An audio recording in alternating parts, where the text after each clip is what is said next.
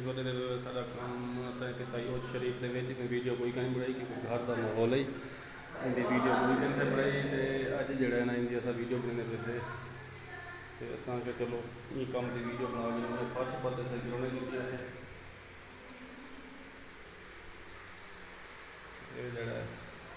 ये हूँ ज़्यादा फर्श पत्ते से ताज़ी गिरने की असें क्योंकि हूँ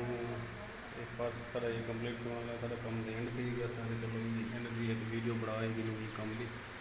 क्योंकि ये है घर के हर कुछ माहौल बचे हैं तो असा जरा वीडियो पूरी बनाते रहेंगे। ये है दूजा कमरा आपको पहले कमरे का दिखाया से दूजा कमरा ये प्लस्तर भी किए थे शल्फा भी बनाया से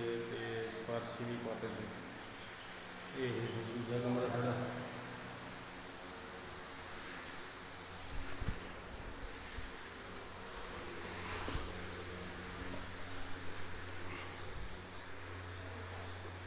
कमरा ये है सारा त्रीजा कमरा के इको डिजाइन है भी सल्फा फर्श सारा कुछ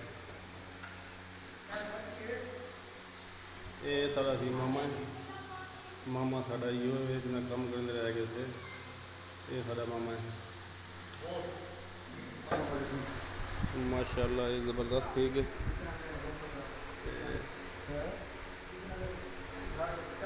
ये है मामा साड़ा इरफान ये सारा मामा अब्बास ये है घर का डिज़ाइन माशाल्लाह ज़बरदस्त डिज़ाइन है। ये है खड़ा शेर